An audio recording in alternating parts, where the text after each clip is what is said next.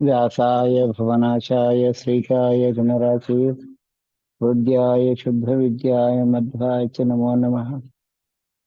सत्साङ्गरूपाय सर्वादिष्टानविहे निधे प्रणतलेशनाशाय पार्थसारथे नमः। यज्ञानतिमिरश्चरं बुद्धिसम्पत्प्रदायकं विज्ञानविमलं शान्तं विद्याख्यगुरुं भजे। सिद्धसाधनविदुबिम्बकाम्बोदके सिद्धसाधनविदुबिम्बकाम्बोदके पद्मवल्लभ ನಮ್ಮ ವಿಜಯ ವಿಠ್ಠಲ ಬಲಿವ ಹರಿಕಥಾಮೃತಸಾರ ಗುರುಗಳ ಕರುಣದಿಂದ ಬರೆದು ಬೇರ್ವೆ ಪರಮ ಭಗವದ್ ಭಕ್ತರಿದನ ಬರೆದು ಕೇಳುವುದು.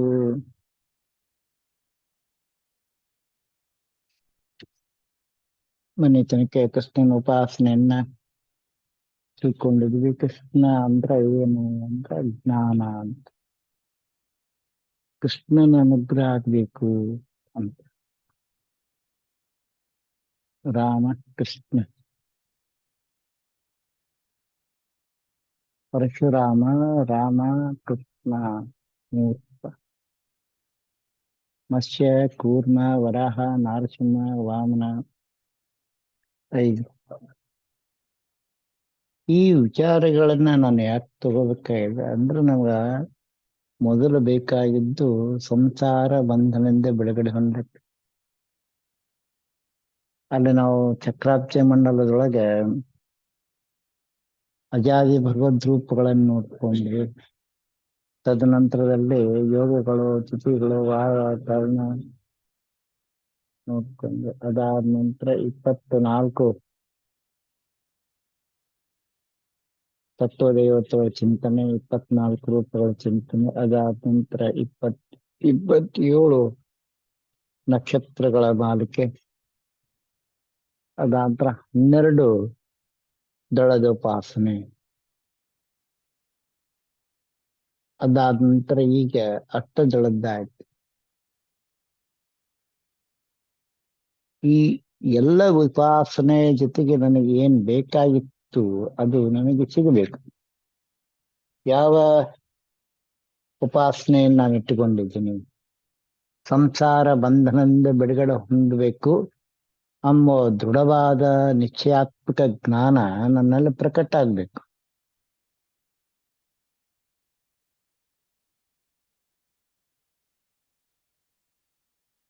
ಯಾವಾಗ ಅದು ಪ್ರಕಟ ಆಗ್ಲಕ್ ಚಾಲುವಾಗ್ತದೆ ಅವಾಗ ನನಗೆ ಸ್ವಲ್ಪ ಮಾನಸಿಕವಾಗಿ ಕಿರಿಕಿರಿ ಚಾಲುವಾಗ್ತದೆ. ನೆನ್ಪಿಟ್ಟಕೋಬೇಕು. ಇಲ್ಲೇ 2 ವಿಶೇಷವಾಗಿ ಅಂದ್ರೆ ಸುಖ ಪ್ರಾರಬ್ಧ ಮತ್ತು ದುಃಖ ಪ್ರಾರಬ್ಧ ಅಂತ 2 ಬರ್ತಾವ.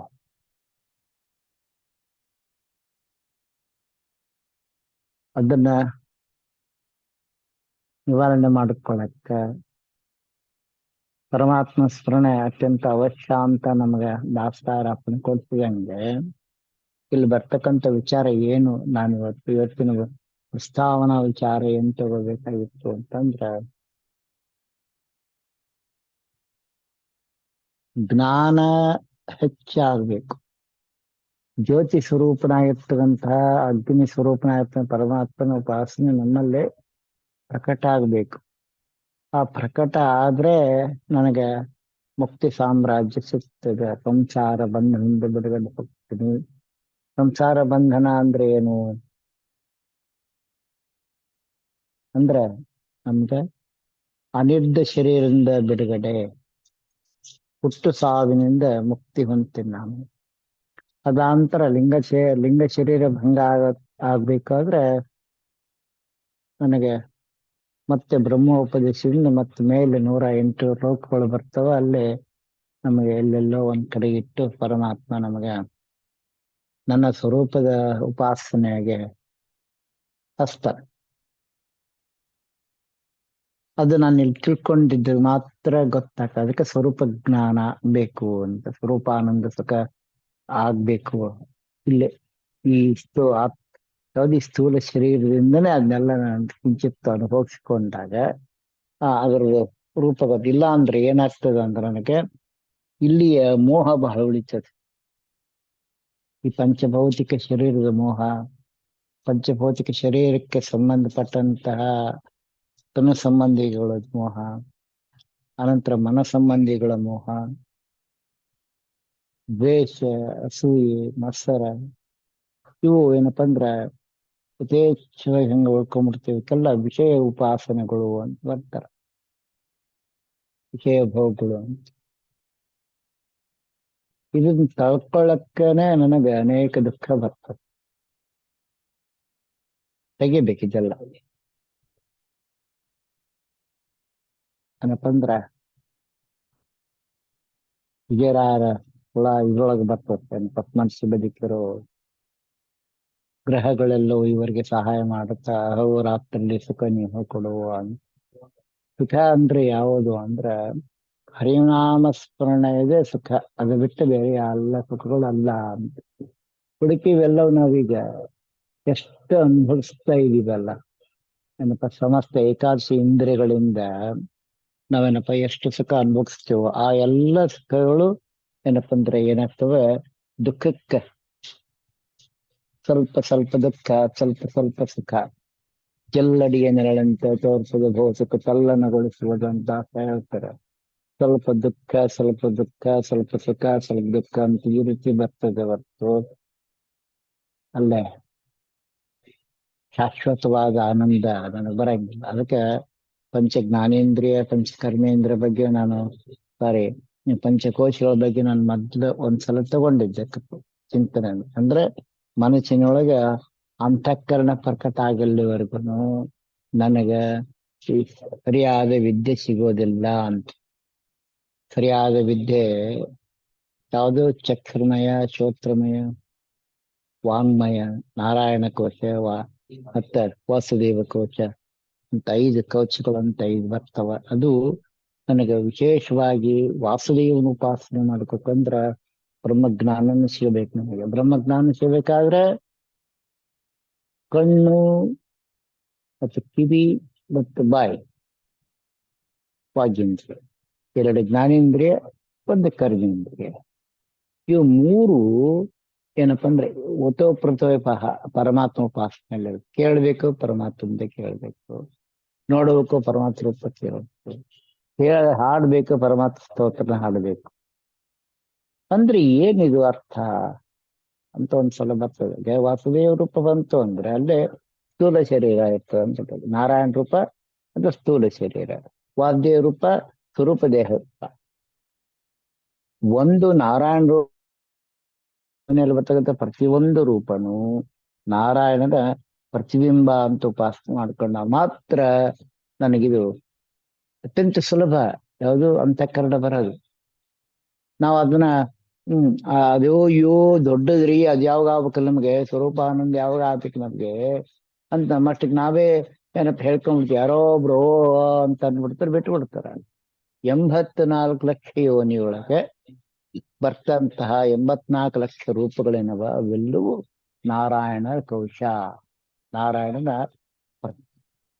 ಪ್ರತಿಬಿಂಬಗಳು.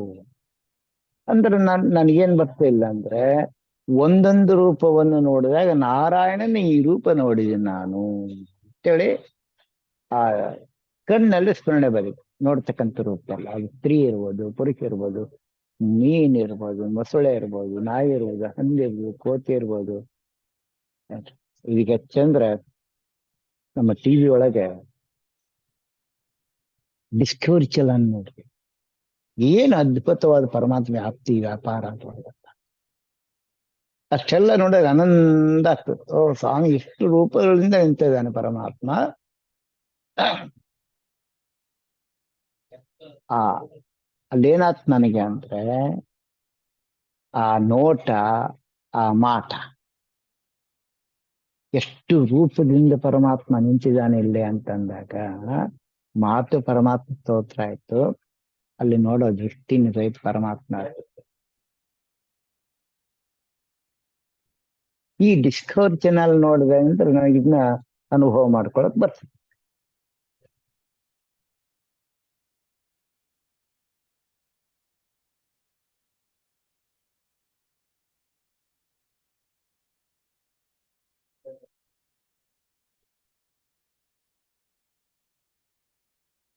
ಅದು ಇಲ್ಲ ಅಂತ ಅಂದ್ರೆ ನನಗೆ ಬರೋದಿಲ್ಲ.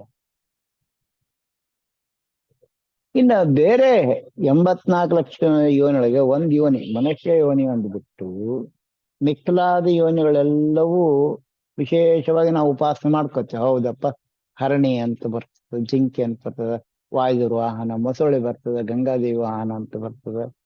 ಹ್ಮ್ ಆ ಇಲಿ ಬರ್ತದೆ, ಗಣಪನ ವಾಹನ ಅಂತೀವಿ. ಹದ್ದು ಬರ್ತದೆ, ಏನಪ್ಪ ನಾರಾಯಣ ವಾಹನ ಅಂತೀವಿ. ಹಿಂಗ ಒಂದಕ್ಕೊಂದು ಪೂರಕವಾಗಿ ಉಪಾಸನೆ ಮಾಡುತ್ತಾ ಹೋಗ್ತೀವಿ. ಮೀನಿನ ಒಂದು ದೊಡ್ಡ ಪ್ರಕಾರ ನೋಡ್ತೀವಿ ಅಲ್ಲೇ, ಆ ಮತ್ಸ್ಯಾವತಾರ ಪರಮಾತ್ಮ ರೂಪ ಅಂತ ಗೊತ್ತೀನಿ. ವರಾಹ ರೂಪ ತಗೊಂಡ್ ಹೋಗ್ತೀವಿ. ಅದೇನಪ್ಪ ಅಂದ್ರೆ ವಿಶೇಷವಾಗಿ ಎಷ್ಟು ಬರ್ತಾವ ವರಹದೊಳಗೆ, ಕಾಡ್ ಹಂದಿ, ಆ ಹಂದಿ ಎಲ್ಲ ವರಹರು ಪರಮಾತ್ಮ ರೂಪ ಅಂತ ತಗೊಂಡು ಹೋಗ್ತೀವಿ. ಆದ್ರೆ ಮನುಷ್ಯನ ಬಂದಾಗ ಮಾತ್ರ ಈತ ಪರಮಾತ್ಮನ ಒಂದು ರೂಪ, ಪ್ರತಿಬಿಂಬ ಅಂತ ಅನ್ನೋದಿಲ್ಲ. ಯಾಕೆ ಅನ್ನೋದಿಲ್ಲ? ಪ್ರತಿಯೊಂದು ಸ್ತ್ರೀ ಪುರುಷರು ಇದು ಹೇಳ್ತಾರೆ ಹರಿಕತಾಂಸರ 3ನೇ ಸಂದೊಳಗ. ಪುರುಷ ರೂಪತ್ರಯ ಪುರುಷ ಪುರುಷ ಪುರುಷೋತ್ತಮ ಪುರುಷ ಪೂಜೆ ಪಾದ ಪೂರ್ಣ ಆನಂದ ಜ್ಞಾನಗ ಸ್ತ್ರೀ ಪುರುಷ ನಪುಂಸಕ 3 ರೂಪ. ಸ್ತ್ರೀ ಪುರುಷ ನಪುಂಸಕ ಈ 3 ಭಗವದ್ ರೂಪಗಳು ಭಗವಂತನ ಉಪಾಸನೆ ಮಾಡಕ್ಕೆ ವಿಶೇಷವಾಗಿರ್ತಕ್ಕಂತಹ ಚಿಂತನೆಗಳು. ಅದಕ್ಕೆ ಸ್ತ್ರೀನೂ ಬರ್ತದೆ, ಪುರುಷನೂ ಬರ್ತದೆ. ಆ ದೇಹ ಜಡ ನಪುಂಸಕ ಅಂದ್ರೆ ದೇಹದಿಂದ ದೇಹ ಹುಟ್ಟೋದಿಲ್ಲ. ದೇಹದೊಳಗೆ ಜಡಚೇತನ ಇತ್ತು ಅಂದ್ರೆ ಆ ದೇಹ ಹುಟ್ಟದ ಅಂತ ಗೊತ್ತಾಗ್ತದೆ. ಇದಕ್ಕೆ ಇದೇನಪ್ಪ ಅಂದ್ರ ಸಿದ್ಧ ಶಾಸನ. ಈ ರೀತಿ ಸಿದ್ಧಿ ಮಾಡ್ಕೋಬೇಕು ನಾನು, ಸಾಧಕನಾದಂತ ವ್ಯಕ್ತಿ. ಈ ಸಿದ್ಧಿ ಮಾಡ್ಕೊಂಡಾಗ ಮಾತ್ರ ನಂಗೆ ಚಕ್ರಾಬ್ದಿ ಮಂಡಲ ಸಂಸಾರ ಚಕ್ರದಿಂದ ನಾನು ಬಿಡುಗಡೆ ಹೊಂತೀನಿ. ಇದಕ್ಕೆ ಕೃಷ್ಣ, ಇದು ಯಾರು ಹೊಟ್ಟೆ ಹುಟ್ಟಿದ ಗೋಕುಲಾಷ್ಟಮಿ. ಅಷ್ಟಮಿಯಲ್ಲಿ ಯಾರು ಹೃದಯದೊಳಗೆ ಆ ಜ್ಯೋತಿ ಬೆಳಗ್ತದೋ, ಆ ಜ್ಞಾನ ಜ್ಯೋತಿ ಬೆಳಗ್ತದೋ, ಅದು ವಿಶೇಷವಾಗಿರ್ತಕ್ಕಂಥ ಚಿಂತನೆ. ನಮಗೆ ಆ ಜ್ಞಾನ ಜ್ಯೋತಿ ನನ್ನ ಹೃದಯದಲ್ಲಿ ಬೆಳಗ್ಬೇಕು. ಯಾವಾಗ ಬೆಳಗ್ಬೇಕಂದ್ರೆ ಒಬ್ಬ ವ್ಯಕ್ತಿನ ನೋಡಿದಾಗ, ಒಂದು ಸ್ತ್ರೀ ನೋಡಿದ್ರೆ, ಒಂದು ಪುರುಷನ್ ನೋಡಿದ್ರೆ ಭಗವಂತನ ಲೀಲಾ ನೋಡ್ಬೇಕಂದ್ರ ಆ ಪರಮಾತ್ಮ ಅನಂತ ಕೋಟಿ ಕಲ್ಯಾಣ ಗುಣ ಪೂರ್ಣನಾಗಿರ್ತಕ್ಕಂಥ ರೂಪ ಉಳ್ಳಂತ ಪರಮಾತ್ಮ ನಮ್ಮ ಮನುಷ್ಯರೇ ಇಲ್ಲ ನಮ್ಮ ಭಾರತದೊಳಗನ 144 ಕೋಟಿ ಅದ ಅಂತ ಹೇಳ್ತಾರೆ. ಅಂದ್ರೆ 145 ಕೋಟಿ ಏನಪ್ಪ ಅಂದ್ರೆ ಭಗವಂತನ ಪ್ರತಿಬಿಂಬಗಳು, ಸ್ತ್ರೀ ಪುರುಷರು ಒಬ್ಬ ರೂಪ ಅಂತ ಹೇಳಕ್ ಬಹಳ ಚಂದಕ ಅನುಸಂಧಾನ ಮಾಡ್ಲಿಕ್ಕೆ ಆಗ್ತದ ನಮಗೆ. ಅದಕ್ಕೆ ಮಾಯಾ ಅಂತ. ಮಾಯಾ ಪರಮಾತ್ಮನ ಮಾಯ ಎಲ್ಲಿ ಹೋಗ್ಬೇಕು? ಈ ಈ ಒಂದು ಮನುಷ್ಯ ಜನ್ಮ ಬಂದಾಗ, ಮನುಷ್ಯನ ಅವಚಾರ ಧಾರಣೆಗಳು ಬಂದಾಗ, ನನ್ನ ಮನುಷ್ಯ ಜನ್ಮ ಬರದೇ ಅಪರೂಪ. ಬಂದಾಗ ಏನಪ್ಪ ಅಂದ್ರೆ ನಾನು ದ್ವೇಷ, ಅಸೂಯೆ, ಮತ್ಸರಾದಿಗಳನ್ನು ಇಟ್ಟುಕೊಂಡು ನಾನು ದುಃಖ ಪಡ್ತೀನಿ. ನಾನು ಒಂದು ಸ್ತ್ರೀ ನೋಡಿದ ತಕ್ಷಣ ಅನಂತ ಸ್ತ್ರೀಯರ ಉಪಾಸನೆ. ಜಗನ್ನಾಥ ದಾಸರು ಹೇಳ್ತಾರ ಒಂದ್ ಕಡೆಗೆ, ಸ್ತ್ರೀಯಗಳು ಅಭಿಮಾನಿಗಳು ತಾವಾಗಿ ಅರ್ಣವರ್ಣ ನಿಭಾಂಗ ಸಂಕರ್ಷಣ ಪೂಜಿಸಿ ಏನ್ ಹೇಳ್ತಾರೆ ದಾಸರ, ಪ್ರತಿ ಸ್ತ್ರೀಯರಲ್ಲೂ ಆ ಸಂಕರ್ಷಣ ಉಪಾಸನೆ ಭಗವದ್ಗೀತೆ.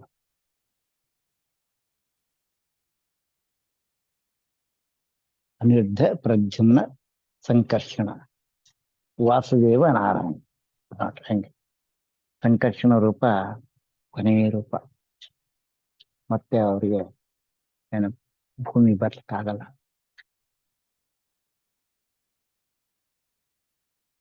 ನಮ್ಮ ಪಿತೃಪಾಕ್ಷದೊಳಗೆ ಬರೋದು ವಸು, ರುದ್ರ, ಆದಿತ್ಯ ಅಂತ 3 ಪಿಂಡಗಳು ಬರ್ತಾವ.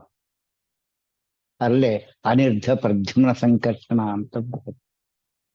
ಪ್ರದ್ಯುಮ್ನ ದೇಹ ಸ್ಥೂಲದ ಒಳಗಡೆ, ಅನಿರುದ್ಧ ಸ್ಥೂಲಕ್ಕೆ, ಆ ಅನಿರುದ್ಧ ದೇಹ ಸ್ಥೂಲದ ಒಳಗಡೆ ಸಂಕರ್ಷಣ ಲಿಂಗ ದೇಹ. ಈ 3 ಭಗವದ್ ರೂಪಗಳನ್ನ ನಾನು ಈ ಪಿಂಡಾಂಡದೊಳಗೆ ಆ ಬ್ರಹ್ಮಾಂಡದ ಉಪಾಸನೆಯನ್ನು ಇಟ್ಟುಕೊಂಡಾಗ ಮಾತ್ರ ಆ ಪ್ರತಿಯೊಂದು ಉಪಾಸನೆ ಇಲ್ಲೇ ಮೊದ್ಲು ನನಗೆ ಏನ್ ಕಳ್ಕೋಬೇಕು, ಮೋಹ ಕಳ್ಕೋಬೇಕು. ಮೋಹ ಕಳ್ಕೊಂಡೆ ಅಂದ್ರ ಅಲ್ಲಿ ಕ್ರೋಧನ ಬರಲ್ಲ. ಕಾಮ, ಕ್ರೋಧ, ಮೋಹ, ಮದ, ರಾಗ. ಅಪೇಕ್ಷೆ ಇಟ್ಕೊಂಡಿದ್ದೆ ಅಂದ್ರೆ ಸಿಟ್ಟು ಬರುತ್ತೆ.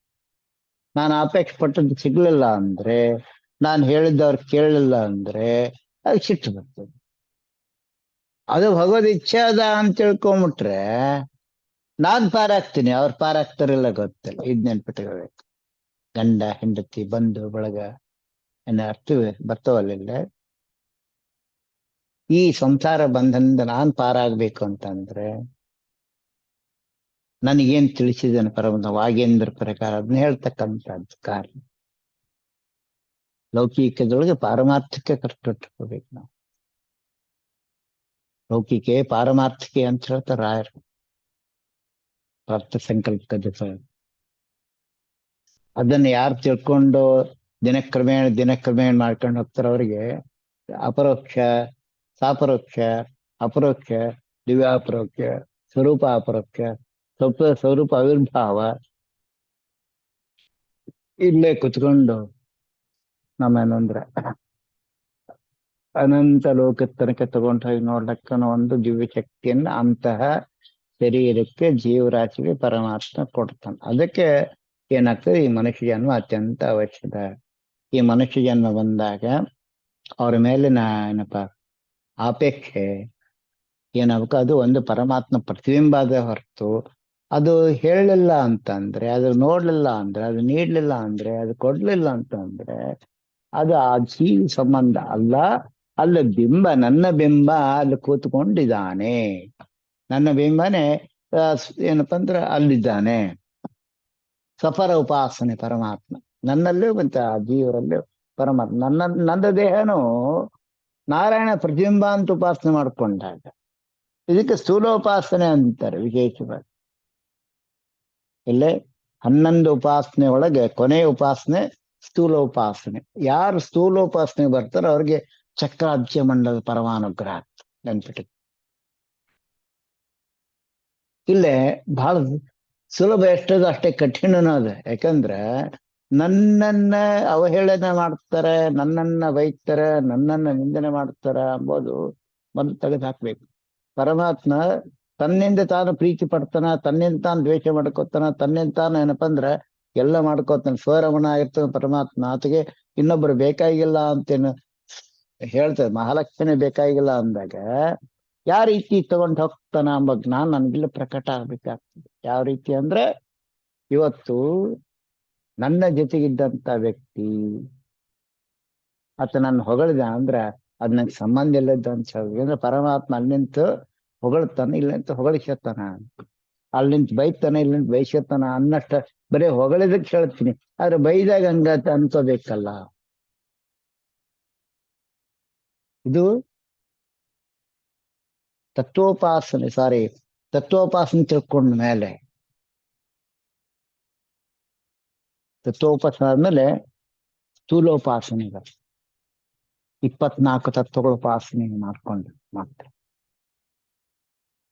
ಇದನ್ನ ಏನ್ ಮಾಡ್ಬೇಕಂದ್ರೆ ಖಂಡ ಬಗೆಗಳ ಅರಿತು ಅಂತ ಒಂದು ಖಂಡ ಮತ್ತು ಅಖಂಡ ರೂಪದಿಂದ ಪರಮಾತ್ಮ ಉಪಾಸನೆಯನ್ನ ನಾನು ಈ ದೇಹ ಗಳಿಸ್ಕೊಂಡು ಹೋಗ್ಬೇಕು.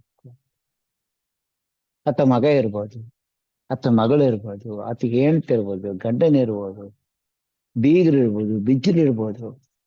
ಲೌಕಿಕ ಸಾಮರಸ್ಯ ಏನ್ ಪರಮಾತ್ಮ ಪರಿವಾರ ಏನಿದಲ್ಲ, ಆ ಪರಿವಾರಕ್ಕೆ ಅವರಿಗೆ ಭೂಷಣತ್ವವಾಗಿ ಮಾತಾಡ್ಬೇಕು ವಿನ ಅದ್ರ ಮೇಲೆ ಮೋಹ ಇರಬೇಡ.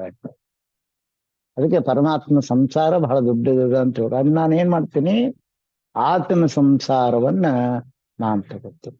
ಪರಮಾತ್ಮಗೆ ಹಿರೇಮಗ ಬ್ರಹ್ಮ ಅಂತ ಹೇಳ್ತಿ ದಾಸ ಕುಣಿದ ಹಾಡ್ಯಾರ. ಹಿರೇ ಸಚಿ ಸರಸ್ವತಿ ಅಂತ ಹೇಳ್ತಾರೆ, ಭಾರತೀಯ ವಾಯುದೇವರು ಅಂತ ಹೇಳ್ತಾರೆ. ಎರಡನೇ ಸಚಿ, ಕಿರಿಯ ಸಚಿ ಅಂತ. ಮಕ್ಕಳು ಮೊಮ್ಮಕ್ಕಳು ಗರುಡ ಶೇಷರುದ್ರರು ಅಂತಾರೆ.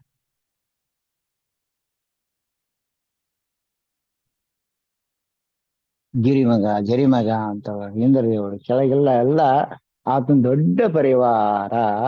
ಏನಪ್ಪಾ ಅಂದ್ರೆ ಈ ಸ್ಥೂಲ ಶರೀರಗಳು ಮನುಷ್ಯ ಸ್ವಭಾವ ಚಿಂತನೆಲ್ಲ ಬರ್ತಾವ ಅಂತ ಯಾರು ದೃಢವಾಗಿ ನಂಬ್ತಾರೋ, ಅವ್ರ ಮನಸ್ಸಿಗೆ ದೇಹಕ್ಕಾದ ಅಪಮಾನವನ್ನ ಸಹನೆಯಿಂದ ತಗೊಂಡಿರ್ತಾರೋ, ಅವ್ರಿಗೆ ಪರಮಾತ್ಮ ತನ್ನ ಇರುವನ್ನ ತೋರಿಸ್ತಾರೆ. ಅದಕ್ಕೆ ವಾಸುದೇವ ಕವಚ ಹೊಡಿತದಲ್ಲ. ಕಣ್ಣು, ಕಿವಿ, ವಾಗೇಂದ್ರಿಯ, ಇವು ಮೂರು ಆದ ನಂತರ ವಾಸುದೇವ ಕವಚ ನಮಗೆ ಗೋಚರ ಆಗ್ತದೆ. ಅಂದ್ರೆ ಎಲ್ಲಿ ತನಕ ಅಂದ್ರೆ ಲಿಂಗ ಶರೀರದ ಬಿಟ್ಟು ಒಳಗೆ ಹೋದಾಗ ಏನಪ್ಪ ಅಂತಾರೆ ವಾಸುದೇವ ರೂಪ ಸ್ವರೂಪ ದೇಹದ ತನಕ ನನಗೆ ಹೋಗ್ಲತ್ತ. ಅಲ್ಲೇ ಸ್ವರೂಪ ದೇಹಕ್ಕೆ ಹೋದ್ರೆ 26 ಆವರ್ತಗಳು ನಂದು ಬಿಟ್ಟು ಹೋಗ್ತವ ಇರ್ತವ. ಅಲ್ಲಿ ಹೋದ್ರೆ ಯಾವ ಬೇಕಾದ್ರೆ ಹೋಗ್ಬೇಕು. ಅಂದ್ರೆ ಆ ವಾಸುದೇವನ ಉಪಾಸನೆಯನ್ನು ಮಾಡ್ಕೊಂಡು ಭಗವದ್ಗೀತಾ 6ನೇ ಅಧ್ಯಾಯದಲ್ಲಿ ಹೇಳ್ತಾರೆ. ಜೊತೆಗೆ 11ನೇ ಅಧ್ಯಾಯದಲ್ಲಿ ಕೃಷ್ಣಗೆ ಅರ್ಜುನ್ ಹೇಳ್ತಾನೆ, ಸ್ವಾಮಿ ನಿನ್ನ ವಿಪರೀತ ಬ್ರಹ್ಮಾಂಡ ರೂಪ ವಿಶ್ವರೂಪದಲ್ಲ, ಇದು ನಂಗೆ ನೋಡ್ಲಕ್ಕೆ ಆಗೋದಿಲ್ಲ, ನಿನ್ನ ವಾಸುದೇವ ರೂಪ ತೋರಿಸು ಅಂತ ಕೇಳ್ತೀನಿ. ಏನದು ಆಚಾರ ಅಂದ್ರೆ, ಈ 84 ಲಕ್ಷ ಯೋನಿಯೊಳಗೆ ಬರ್ತಾವಲ್ಲ, ದೇವ ದಾನವ ಮಾನವ ಇವರೆಲ್ಲರೂ ಏನಪ್ಪಾ ಅಂದ್ರೆ ನೋಡಿ ನಂಗೆ ಭಯ ಬರ್ತದೆ. ಒಂದ್ ಸಿಂಹ ಬಂದ್ರೆ ಭಯ ಬರ್ತದೆ, ಒಂದ್ ಘಟ ಸರ್ಪ ಬಂದ್ರೆ ಭಯ ಬರ್ತದೆ. ಹೌದಾ? ಒಂದು ಬೆಕ್ಕು ಬರ್ತದೆ, ಚಿತ್ತ ಬರ್ತದೆ, ಒಂದು ತೋಳವ ಅಡವ್ಯಾಗ ಒಬ್ಬತ್ನ ಹೋಗ್ತಿರ್ತೀನಿ ನಾನು, ಎದ್ ಯಾವ ಹಿಂಸ ಪ್ರಯೋಗಗಳು ಬಂದ್ರೆ ಕದ್ದು ನಡಗ್ಲಿಕ್ಕೆ ಹತ್ತೀನಿ ನಾನು. ಅದ್ರೊಳಗೆ ಪರಮಾತ್ಮ ಪ್ರತಿರೂಪ ಅನ್ನೋ ಭಾವನೆ ನನಗೆ ಬರೋದಲ್ಲ. ಅದಕ್ಕೆ ದೇಹಾಭಿಮಾನ ಜೀವಾಭಿಮಾನ ನನ್ ಕಟ್ಟಿ ಕಾಡ್ತಾ ಇದೆ. ಒಂದು ಕ್ಷಣ ಕಣ್ಣು ಮುಚ್ಚಿಕೊಂಡು, ಸ್ವಾಮಿ ಈ ರೂಪದಲ್ಲಿ ನೀನು ನಂಗೆ ದರ್ಶನ ಕೊಟ್ಟಿಯಾ, ಅಲ್ಲಿರತ್ನಿ ನೀನು, ಇಲ್ಲಿರತ್ನಿ ನೀನು, ನಿಂದಿ ದೇಹ ಅನ್ನೋ ತಾಕತ್ತು ನನ್ಗೆ ಸದೃಢವಾಗಿ ಬರಬೇಕು.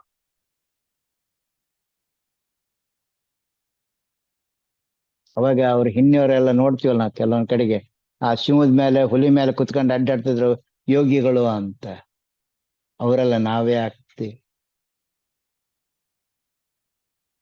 ಒಂದು ಹಾವು ಬಂತು, ಚೋಳು ಬಂದ್ರು, ಓ ಊರೆಲ್ಲ ಒಂದು ಅಯ್ಯೋ ಹಾವು ಬಂತು, ಹಾವು ಬಂತು, ಹಾವು ಬಂತು, ಹಾವು ಬಂತು ಅಂತ ಅಂತೀವಿ.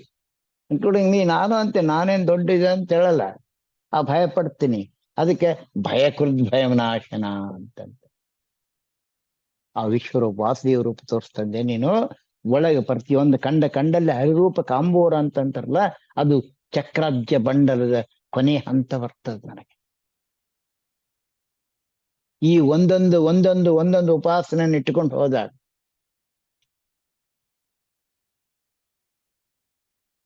24 ರೂಪದಲ್ಲಿ ತಗೊಂಡೆ ನಾನು.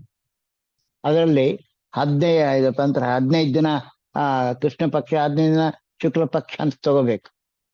12 ದಿನಕ್ಕೆ 24 ತತ್ವದ ಮಂತ್ರ, ಗಾಯತ್ರಿ ಮಂತ್ರ ಪ್ರತಿಪಾದನೆ ಅಂತ ಪರಮಾತ್ಮ 8 ಮರಳು 24 ರೂಪ ತಗೊಂಡೇ ಇದ್ವಿ ನಾವು. ತತ್ವದೇವತೆ ಉಪಾಸನೆ ಬರ್ಬೇಕಾಗ್ತದೆ. ಹಿಂಗೆ ಒಳಗೆ ಮತ್ತು ಹೊರಗೆ ಬಹಿರ್ವ್ಯಾಪ್ತನಾದ ಪರಮಾತ್ಮನ ಉಪಾಸನೆ.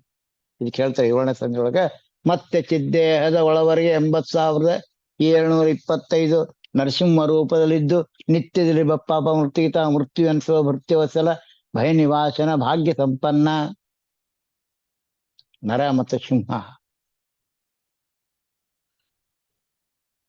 ಆ ಸಿಂಹ ನರಸಿಂಹ ಲೋಕಪಾನ ಪರಮ ಪೂರ್ತಿ ನರಸಿಂಹಸ್ವಾಮಿ ನಮಗೇನಪ್ಪ ಅಂದ್ರೆ ಇಡೀ ಲೋಕವನ್ನ ಪಾವನ ಮಾಡ್ತಾನೆ. ಯಾವ ಲೋಕ ಅಂದ್ರೆ ಇದು ಭುವನ ಪಾವನ ವಿನಪ ಲಕ್ಷ್ಮೀ ಧಮನ ಮಂಗಳಗತಿಯ ಕಿಗೊಟ್ಟಾಲಿಪದ ಭೂಸರು ದಿನದಲ್ಲಿ ಶ್ರೋತ್ರೇಂದ್ರಿಯ ದ್ವಾರ ಆ ಪರಮಾತ್ಮನ ಗುಣಗಳನ್ನ ಶ್ರವಣ ಮಾಡೋದ್ರಿಂದ ಆಗ್ತದೆ. ಅದಕ್ಕೆ ಈ ಕಿವಿ ಉಪಾಸನ.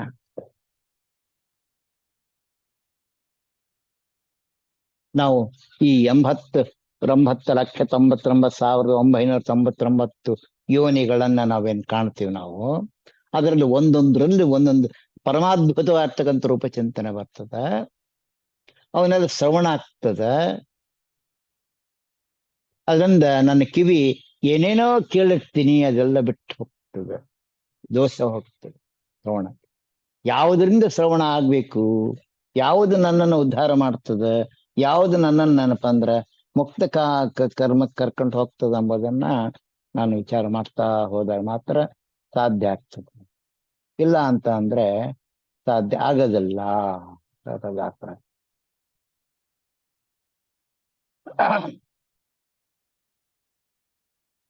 ಪಂಚಭೂತಗಳ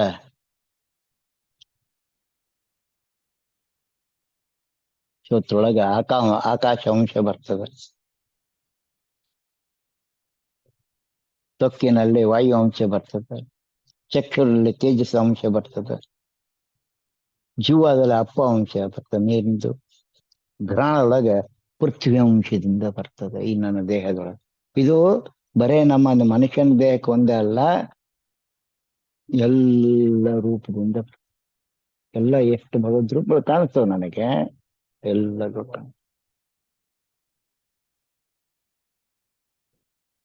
ಅದಕ್ಕೆ ಬಿಸುರು ಹಾಂಬಕನಾಗ್ನೆಯಲ್ಲಿ ಸುಮನಸನಂತ ದಾಸ ಹೇಳ್ತಾರೆ,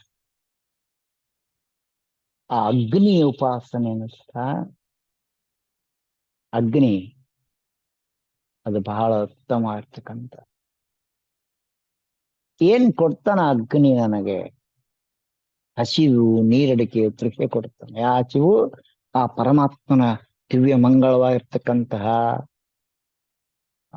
ರೂಪವನ್ನು ನೋಡ್ಲಕ್ಕ ಹಸಿವು, ಆತನ ಚಿಂತನೆಯನ್ನ ಮಾಡ್ಲಕ್ಕ ಹಸಿವು, ಜ್ಞಾನದ ಹಸಿವನ್ನು ಕೊಡ, ಆ ಜ್ಞಾನದ ರಸವನ್ನ ಕೊಡ್ಲಕ್ಕ ಕೃಷಿಯನ್ನ ಕೊಡ್ತಾನೆ ಅಗ್ನಿ. ಅಷ್ಟೇ ಅಲ್ಲ, ಅದ್ರಿಂದ ಏನ್ ಲಾಭ ಆಗ್ತದ ಅಗ್ನಿಯಿಂದ ಅಂದ್ರೆ, ನನ್ನ ದೇಹದೊಳಗೆ ಏನ್ ಇಷ್ಟು ಮಂದಿ ನಾವಿದ್ದೀವಲ್ಲ, ನಮ್ಮ ದೇಹದೊಳಗೆ 32 ಕಕ್ಷೆಯಲ್ಲಿ ಬರ್ತಕ್ಕಂಥ ಸಮಸ್ತ ಜೀವರಾಶಿಗಳೇನಿದ್ದಾರ, ಅಲ್ಲಿ ಎಲ್ಲೆಲ್ಲಿ ಯಾರ್ಯಾರಿದ್ದರು ಅವರಿಗೆ ಆಯಾ ಶಬ್ದಗಳ ಸಾರವನ್ನ ರಸವನ್ನು ತಗೊಂಡೋಗಿ ಅಗ್ನಿಯಲ್ಲಿ ಕೊಡ್ತಾನ.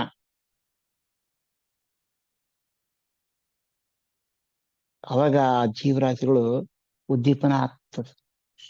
ಓ ಸ್ವಾಮಿ ಇವತ್ತು ನಮ್ಮ ಮೇಲೆ ಅಂತಃಕರಣ ಮಾಡಿದಾನೆ, ಇವತ್ತು ನಮಗೊಂದು ಇದು ಕಳಿಸಿದ್ದಾನೆ ಸೂಚನೆಯನ್ನು, ನಾನು ಹೋಗಿ ಕೆಲಸ ಮಾಡ್ಬೇಕು. ಅವಾಗ ಅಲ್ಲಿ ಏನಾಗ್ತದೆ, ಆ ಜೀವಿಯ ಒಳಗಿನ ಜ್ಯೋತಿ ಪ್ರಕಟ ಆಗ್ತದೆ. ಆ ಜ್ಯೋತಿ ಮೀನ್ಸು ಏನಂದ್ರೆ ಸ್ವರೂಪ. ನನ್ನ ಒಳಗಿದ್ದ ಜ್ಯೋತಿ ಬಿಂಬ ಆ ಕೆಳಗಿರ್ತಕ್ಕಂಥ 32ನೇ ಕಕ್ಷೆಯಲ್ಲಿರ್ತಕ್ಕಂತಹ ಒಂದು ಜೀವಿಗೆ ಅಲ್ಲಿ ಹೋಗಿ ಕೊಡ್ತದೆ ಜ್ಞಾನ, ಎದ್ದೇಳಂತ. ಅದಕ್ಕೆ ಈ ರಕ್ತದ ನಾಡಿ ಉಪಾಸನೆ ಒಳಗೆ ಬರ್ತದೆ. ಅದಕ್ಕೆ ಹೇಳ್ತಾರೆ, ಏನೇನ್ ಬರ್ಬೇಕಲ್ಲೇ? ಆಕಾಶ ಇತ್ತು ಅಂದ್ರೆ ಅವಕಾಶ ಎಲ್ಲೆಲ್ಲಿ ಬರ್ತದೆ ಅಲ್ಲಿ ಆಕಾಶ ಒಳಗಡೆ.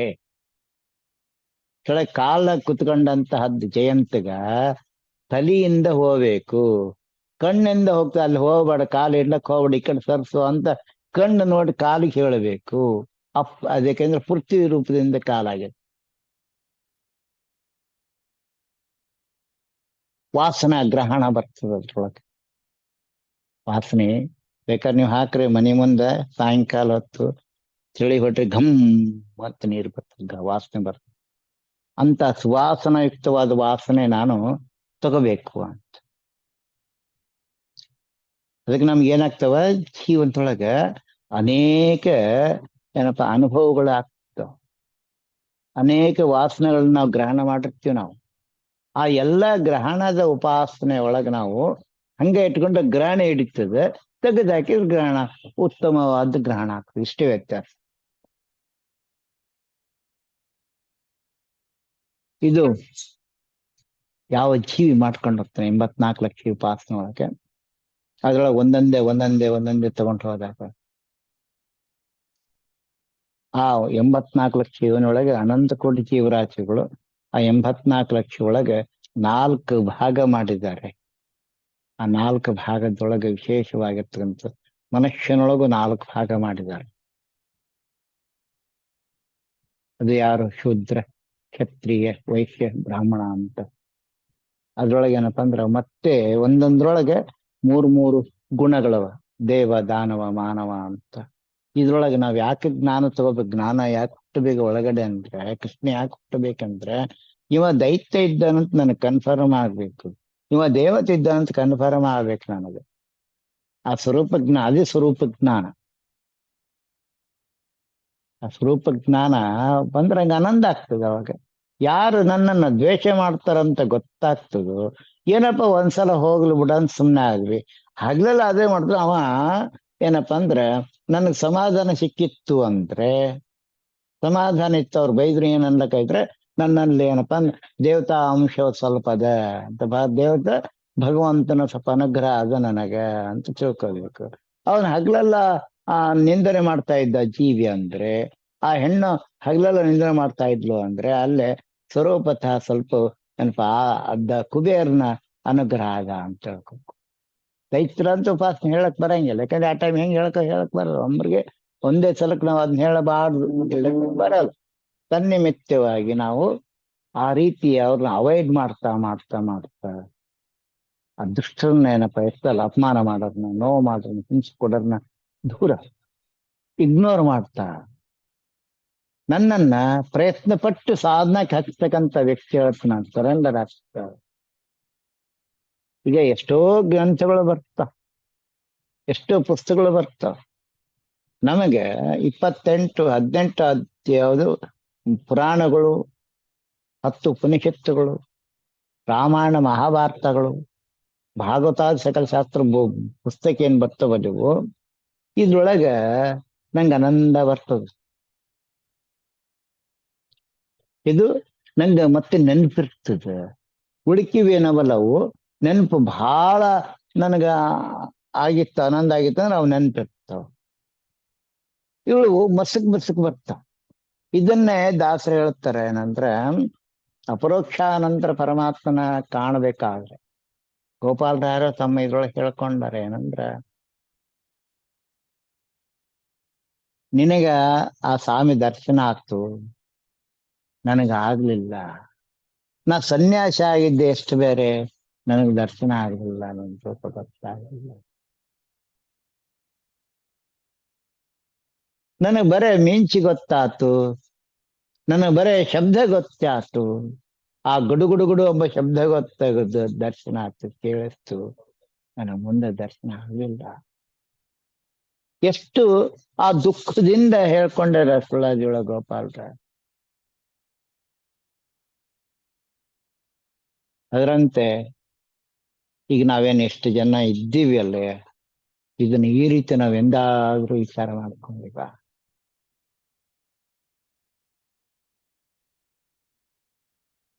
ನನಗೆ ಪ್ರತಿ ದೇಹ ತನಕ ಹೋಗೋದ್ ಬೇಕಾಗಿಲ್ಲ. ಮೊದ್ಲು ನನ್ನ ಆತ್ಮೀಯರ ಹತ್ರ ನಾನು ಇದನ್ನ ಉಪಾಸನೆ ಇಟ್ಕೋಬೇಕು. ಅದಕ್ಕೆ ತನು ಸಂಬಂಧಿಗಳು ಮನ ಸಂಬಂಧಿಗಳು ಅಂತ ಎರಡಿರ್ತಾರೆ. ತನು ಸಂಬಂಧಿಗಳ ಹತ್ರ ಏನಪ್ಪ, ದೇಹಕ್ಕೆ ಸಂಬಂಧಪಟ್ಟದ ವಿಚಾರಕ್ಕಷ್ಟೇ ನಾನು ಅಲ್ಲಿ ಗೋಚರ ಆಗ್ತದೆ. ಸೊ ಮನ ಸಂಬಂಧಿಗಳೇನಿದ್ದಾರೆ ಅಲ್ಲೆಲ್ಲ ಭಗವಂತನ ವಿಶೇಷವಾಗಿರ್ತಕ್ಕಂಥ ವಿಭೂತಿ ರೂಪಗಳು ಸನ್ನಿಧಾನ ಇರ್ತದೆ. ತನ್ನ ಸಂಬಂಧಿಗಳು ಇರ್ತದೆ, ಆದ್ರೆ ನನಗೆ ಅದ್ರ ಬಗ್ಗೆ ಜಲ್ದಿ ಬರಂಗಿಲ್ಲ. ಯಾಕಂದ್ರೆ ಗಂಡ ಹೆಂಡತಿ ಮಕ್ಕಳು ಅಂಬೋ ಈ ಮೋಹದ ಬಿದ್ದೀನಿ ನಾನು.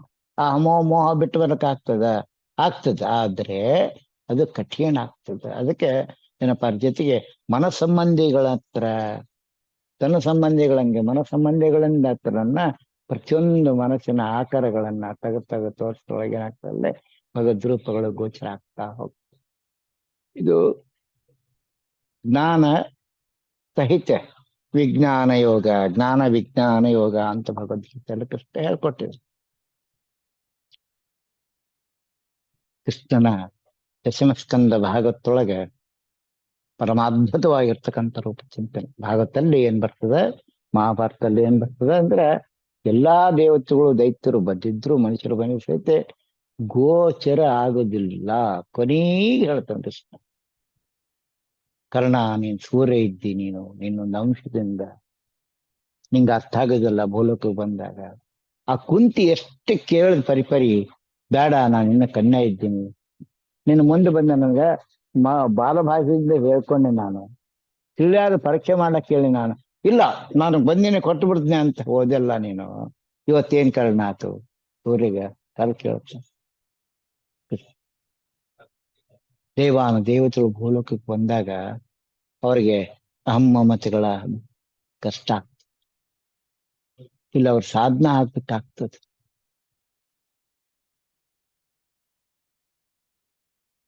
ಅದರಂತೆ ಅರ್ಜುನ, ಹೇ ಕೃಷ್ಣ ನೀಳಿ ನಾನು ರಾಜ ಇದ್ದೀನಿ, ಕೆಳಗಡೆ ನೀನು ಏನಪ್ಪ ಬಂಡಿ ಒಡೆಯವ್, ನೀ ಇಳಿದು ಬಾಗಿಲು ತೆಗಿಬೇಕು, ನಾ ಕೆಳಗಿಳಿಬೇಕಂತಾನ.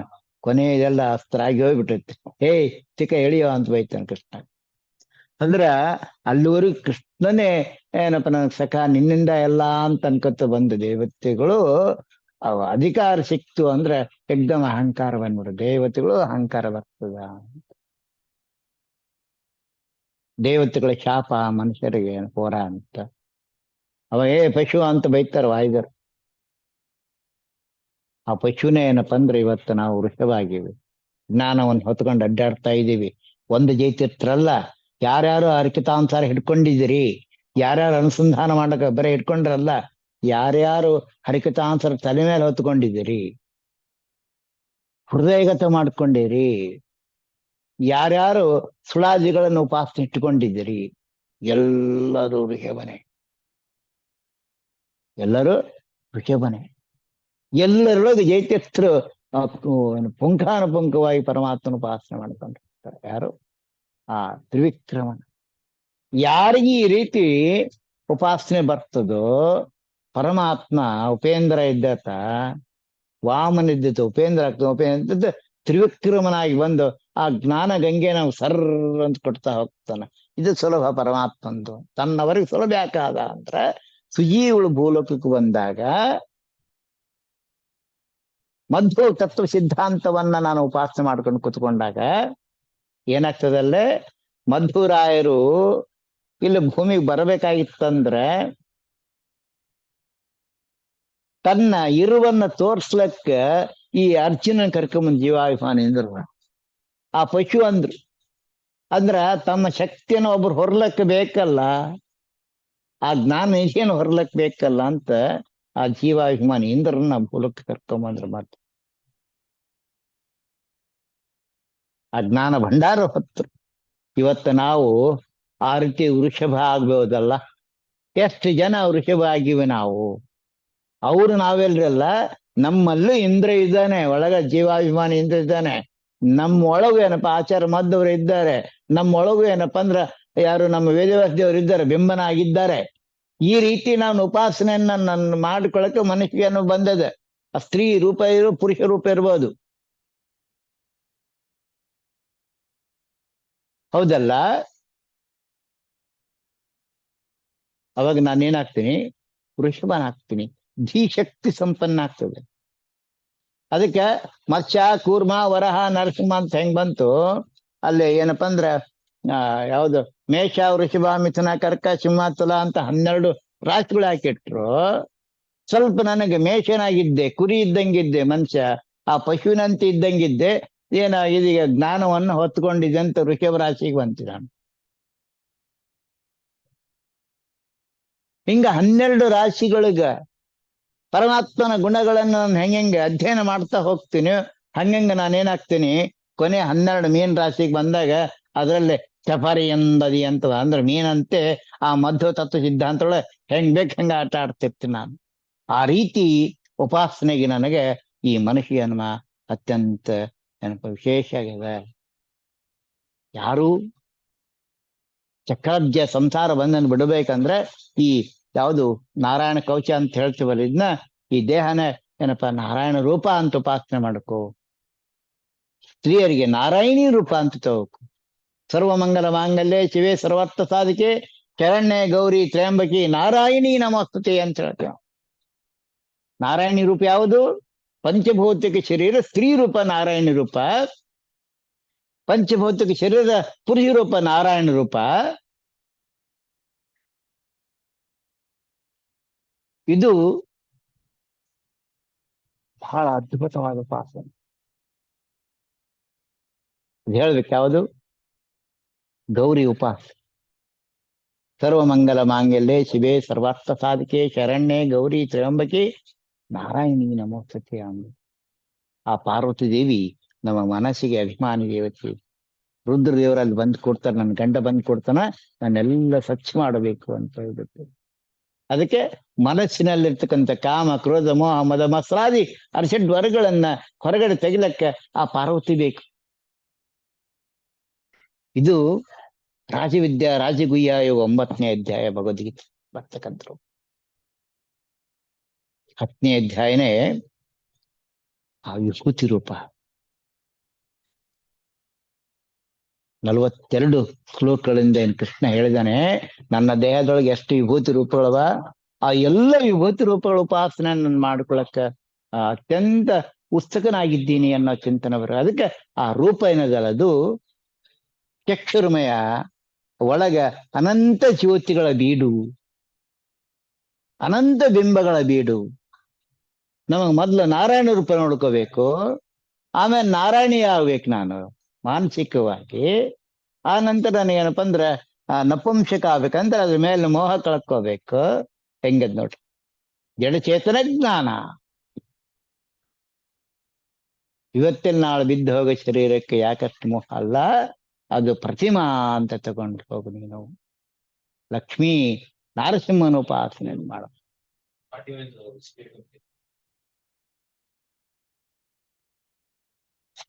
ಇದನ್ನ ಯಾರು ಮಾಡ್ತಾರ?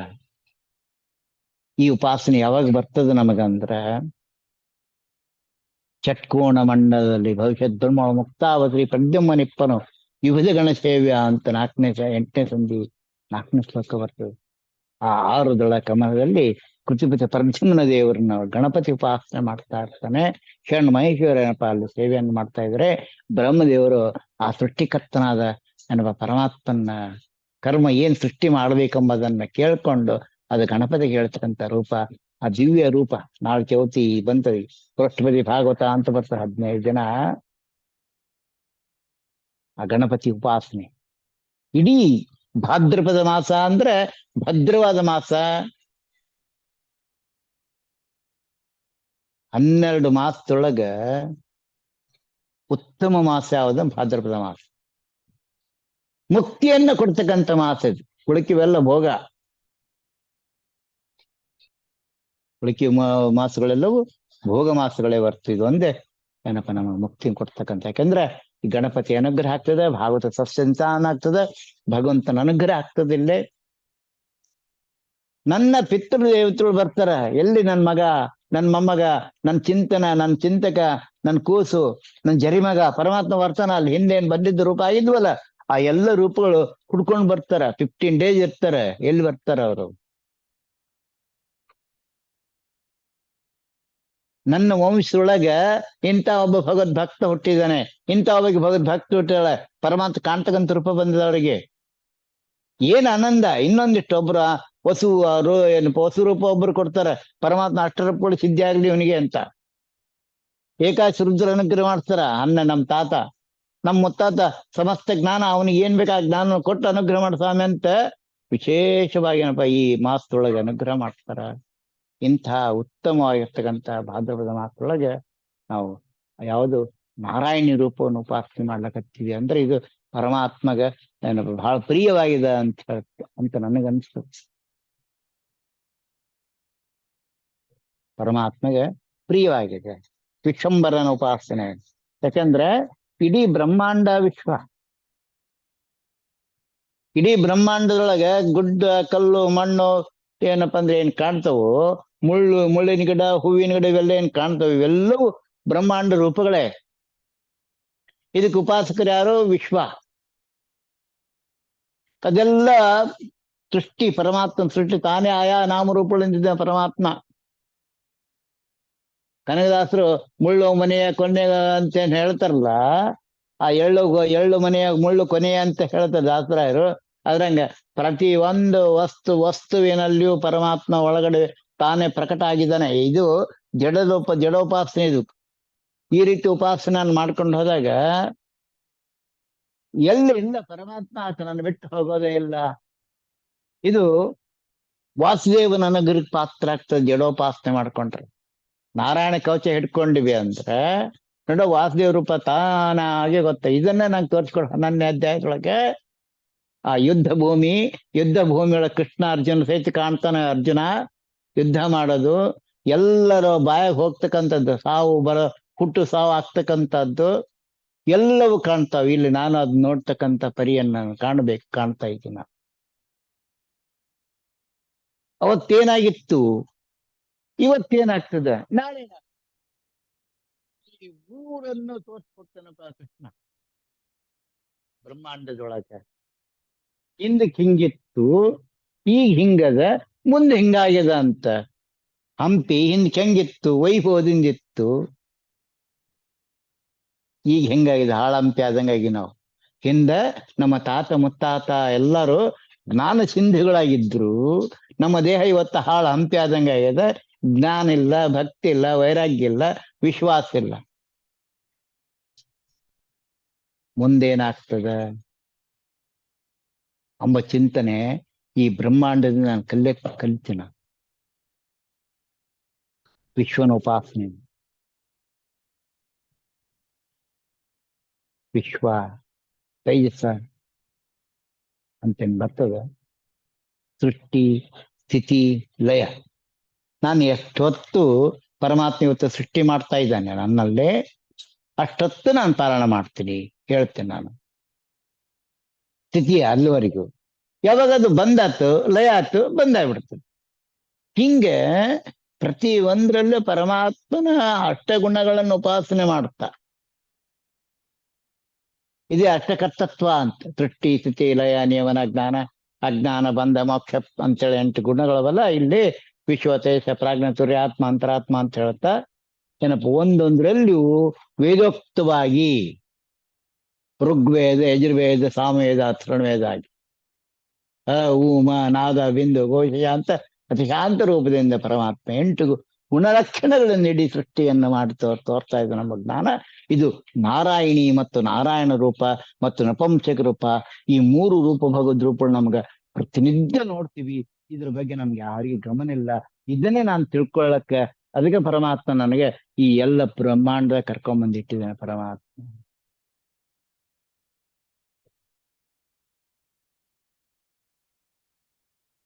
ಇದಕ್ಕೆ ರುದ್ರದೇವರ ಅನುಗ್ರಹ ಆಗಬೇಕು, ಆ ರುದ್ರದೇವರ ಉಪಾಸನೆ, ಮಧ್ವರ ಚಿಂತನೆ ಆಗ್ಬೇಕು, ವೇದದೇವರ ಅನುಗ್ರಹಕ್ಕೆ ನಾನು ಪಾತ್ರ ಆಗ್ಬೇಕು. ಹೆಂಗಿದು ಪಾತ್ರ ಆಗ್ತೀವಿ ನಾವು? ಪಾತ್ರರ ಸಂಗಡ ಯಾತ್ರೆ ಅಂದ್ರೆ ಜೀವನ ಯಾತ್ರೆ ಆಗ್ಬೇಕು. ಯಾತ್ರೆ ಅಂದ್ರೆ ಯಾವ್ದೋ ಗುಡಿಗೆ ಹೋಗಿ ಬರೋದು, ಊರಿಗೆ ಹೋಗಿ ಬರೋದಲ್ಲ. ಇಡೀ ನನ್ನ ಜೀವನ ಪರ್ಯಂತ ಉತ್ತಮ ಜ್ಞಾನಿಗಳ ಸವಾಸ ಮಾಡು. ಉತ್ತಮರ ಸಂಘ ಅಭಿಮಾನ ಭಂಗ ಅಂತ ಹೇಳ್ತಾರೆ. ಉತ್ತಮ ರೀತಿ ನಾನು ಸಂಘ ಮಾಡ್ಕೊಂಡ್ರೆ ನನ್ನ ಅಭಿಮಾನ ಕಳೀತಾರೆ ಅವರು. ಅಭಿಮಾನ ದೂರ ಆಗ್ತದೆ ನನಗೆ. ಅವಾಗ ನನ್ನ ಅಭಿಮಾನಕ್ಕೆ ಬಿದ್ದೆ, ದೇಹಾಭಿಮಾನ ಬಿದ್ದೆ ಅಂದ್ರೆ ನನಗೆ ದುರ್ಜನರ ಸಂಘ ಆಗ್ತದೆ ಹೊರತು ಸಜ್ಜನ ಸಂಘ 100% ಆಗತ್ತೆ. ಸಜ್ಜನರು ಬಹಳ ಕಷ್ಟಪಡ್ತಾರೆ ಅಭಿಮಾನ ಬಿಡಿಸ್ಬೇಕಂತ, ದೇಹಾಭಿಮಾನ ಬಿಡಿಸ್ಬೇಕಂತ.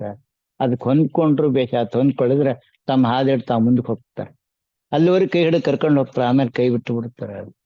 ಯಾಕೆ ನಾನು ಮುಂದೆ ಹೋಗ್ಬೇಕು ಎಂಬುದು ಅವರಿಗೆ ಅಪೇಕ್ಷಿತ, ಮುಕ್ತಿಗೆ ಹೋಗ್ಬೇಕಂತ. ಹಿಂಗಾಗಿ ಈ ದೇಹಗಳು ನನಗೆ ಅನಂತ ಆಗ್ತವ, ಅನಂತ ದೇಹಗಳು ಬರ್ತಾವ. ನೀನು ಯಾವ ರೂಪದಿಂದ ಇಟ್ಕೊಂಡಿರ್ತೀವ ಉಪಾಸನೆಗೆ. ಇದನ್ನ ಹೇಳಿದ ಭಾಗವತಲ್ಲಿ ಆ ಜಿಂಕಿ ಮೇಲೆ ಮೋಹ ಬಂದಿತ್ತು. ಏನಪ್ಪ ಭರತ ಮಹರ್ಷಿ ಏನಪ್ಪ ಅಂದ್ರೆ ಉತ್ತಮ ಬ್ರಾಹ್ಮಣ ಶರೀರ ತಗೊಂಡಿದ್ದ, ಕೆತ್ರೆ ಶರೀರ ತಗೊಂಡಿದ್ದ, ರಾಜ ಋಷಿಯಾಗಿದ್ದ, ವಾನಪ್ರಸ್ಥಾಶ್ರಮಕ್ಕೆ ಬಂದಿದ್ದ. ಆದ್ರೆ ಆ ಮೋಹ ಬಂದ್ಬಿಟ್ಟ, ಟಕ್ಕ ಜಿಂಕಿ ಆಗ್ಬಿಟ್ಟ. ಜಿಂಕಿ ಜಮೀನ ಕಳ್ಕೊಂಡ. ಅವಾಗ ಒಂದು ಜನ್ಮ ಬಂದ್ರೆ ಒಂದು ಅನುಭವ ಆಗ್ತದೆ. ಅನುಭವದ ಜ್ಞಾನ ಎಷ್ಟು ಚಲೋ ನೋಡು. ಅನುಭವದ ಜ್ಞಾನ ಹೊರಗೆ ಹಾಕಿದ್ರು ಗೊತ್ತ, ಅವರೆಲ್ಲ ಹಾಕಿದ್ರು ಅವ್ರು ಅನುಭವದ ಜ್ಞಾನ. ನಾವು ನಮ್ಮಲ್ಲಿ ನಾವು ಆತ್ಮಾವಲೋಕನ ಮಾಡ್ಕೊಂಡ್ರೆ ಗೊತ್ತಾಗ್ತದಲ್ಲ. ಪಶುವಿನಂತೆ ಆದ, ಉಪವಾಸ ಬಿದ್ದ, ಆ ಗಂಗೆ ತಡದಲ್ಲಿ ಹೋಗ್ಬಿಟ್ಟ. ಗಂಗೆ ಒಳಗೆ ಒಂದು ಕಾಲು ಹಾಕೊಂಡು ಕುತ್ಕೊಂಡು ಸತ್ ಯಾವ ಸಾಹಿತ್ಯನ ಹೇಳಕ್ ಬರಂಗಿಲ್ಲ ಅಂತ ಊಟ ಬಿಟ್ಬಿಟ್ಟ. ಜಡಭರ್ತನಾಗಿ ಹುಟ್ಟಿ ಬಂದ. ರೋಹಗಣ ಮಹಾರಾಜರಿಗೆ ಉಪದೇಶವನ್ನ ಕೊಟ್ಟ. ದುರ್ಗೆ ಅನುಗ್ರಹ ಪಾತ್ರ ಆದ. ಜ್ಞಾನ ಯಾರಪ್ಪನ ಸೊತ್ತು ಅಂದ್ರೆ ಏನಂದ್ರೆ ಆ ಹೆಂಡತಿ ಮೇಲೆ ಮೋಹ ಇತ್ತು, ಅದು ಬಿಡಿಸ್ಬೇಕಾಗಿತ್ತು. ಗಂಡ ಹೆಂಡತಿ ಇಬ್ಬರು ಬಂದಿದ್ದಾರಲ್ಲ, ಇಲ್ಲೇ ಲಗ್ನ ಮಾಡ್ಕೊಳ್ಳಿಲ್ಲವ ಭರತ ಮಹಾರಾಜ. ದುರ್ಗಾನ ಹತ್ರ ಉಪಾಸನೆ ಮಾಡ್ಬೇಕಂದ್ರೆ ಇಲ್ಲೇ ನಾವ್ ಹೆಂಗಿರ್ಬೇಕು, ಮನೆಗೆ ಎಲ್ಲರ ಜೊತೆ ಇದ್ದಂಗಿರ್ಬೇಕು, ನಾನು ಬೇರೆ, ನನ್ನ ಉಪಾಸನೆ ನಾನು ಬಂದಿರಬೇಕು. ಅದಕ್ಕೆ ಜ್ಞಾನಿಗಳ ಸವಾಸದಿಂದ ನನಗಿದು ಉತ್ತಮವಾಗಿರ್ತಕ್ಕಂಥ ಚಿಂತನೆ ಗೊತ್ತಾಗ್ತದೆ. ಆ ಜ್ಞಾನಿಗಳು ನಮ್ಮನ್ನ ಅನುಗ್ರಹ ಮಾಡ್ತಾರ. ಅವ್ರು ಅದಕ್ಕಾಗಿ ಹುಟ್ಟಿರ್ತಾರೆ, ಪರಮಾತ್ಮನ ಆಜ್ಞೆ ತಗೊಂಡು ಬಂದಿರ್ತಾರ ಅವರು. ಅಂಥವ್ರು ಸಿಗಬೇಕು ನಮಗೆ. ಸಿಕ್ಕಾಗ ನಾವು ಅವ್ರನ್ನ ಅಂತ ಬಳಸ್ಕೋಬೇಕು.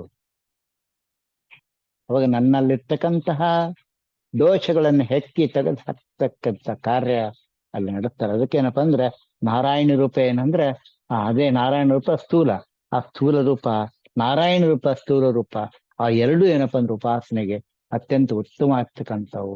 84 ಲಕ್ಷದೊಳಗೆ ನಾರಾಯಣ ರೂಪನೇ ಬರ್ತಾ ಹೊರತು ಬೇರೆ ಬರುದಿಲ್ಲ. ನಾವೇನು ಪ್ರತಿಯೊಂದು ಜೀವರಲ್ಲೂ ಪರಮಾತ್ಮ ಉಪಾಸನೆ ಮಾಡ್ಕೋಣ ಅಂತ ಹೇಳ್ತಾ ಇವತ್ತು ನೀ 4 ಶಬ್ದಗಳನ್ನು ಸಮರ್ಪಣೆ ಮಾಡಮ್ಮ.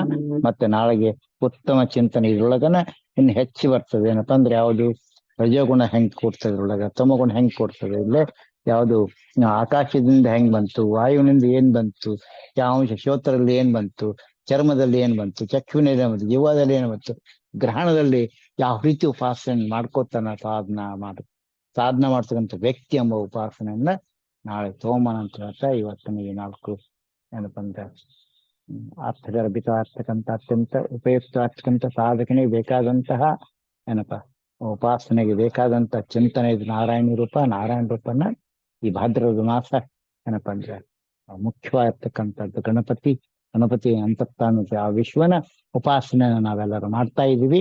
ಇದು ಮುಗಿಯಲ್ವರೆಗೂ ವಿಶ್ವೋಪಾಸನೆ ಇಟ್ಟುಕೊಂಡು ಏನಪ್ಪಾ ಕೊನೆಗೆ ಏನಪ್ಪಾ ಅಂದ್ರೆ ಆ ಪರಮಾತ್ಮ ಸಮರ್ಪಣೆ ಮಾಡೋಣ ಅಂತ ಹೇಳ್ತಾ ಭಾರತೀಯ ರಮಣ ಮುಖ್ಯ ಪ್ರಾಣ ಶ್ರೀಕೃಷ್ಣ ಅರ್ಪಣೆ. ಹರೇ ನಮಃ ಹರೇ ನಮಃ ಹರೇ ನಮಃ.